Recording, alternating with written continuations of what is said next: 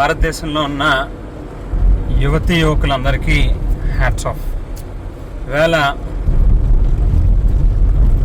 భారతదేశంలో ఉన్న ప్రజాస్వామ్య రాజ్యాంగాన్ని అనుసరించి ఏ ప్రభుత్వం అయినా కూడా ఖచ్చితంగా పనిచేయాలి.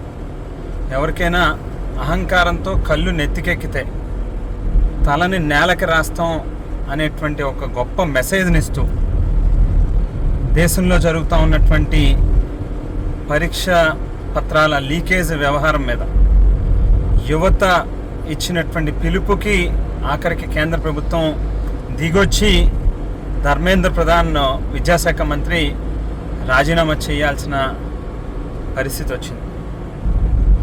ఈవేళ ఆంధ్ర రాష్ట్రంలో డిఎస్సి పరీక్షలకి సంబంధించి కూడా ఏదైతే అవకతవకలు జరిగినాయో ఖచ్చితంగా ఆంధ్రప్రదేశ్ రాష్ట్ర విద్యాశాఖ మంత్రి నారా లోకేష్ కూడా ధర్మేంద్ర ప్రధాన్ గారిని ఈవేళ ఆదర్శంగా తీసుకుని కేంద్ర ప్రభుత్వాన్ని అనుసరిస్తూ మీరు కూడా ఆ ప్రభుత్వంలో భాగస్వాములు కాబట్టి డిఎస్సిలో జరిగినటువంటి తప్పిదాలకి బాధ్యత వహిస్తూ తక్షణమే విద్యాశాఖ మంత్రిగా మీరు కూడా రాజీనామా చేయాలి అని చెప్పి డిమాండ్ చేస్తూ ఉన్నాం.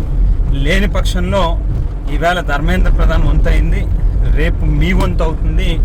రాష్ట్ర యువత తాలూకా ఆగ్రహానికి మీరు కూడా ఖచ్చితంగా బలవ్వాల్సిన పరిస్థితి వస్తుంది అనేటువంటిది గుర్తుపెట్టుకుని తక్షణమే రాజీనామా చేయాలని చెప్పి డిమాండ్ చేస్తూ ఉన్నాం.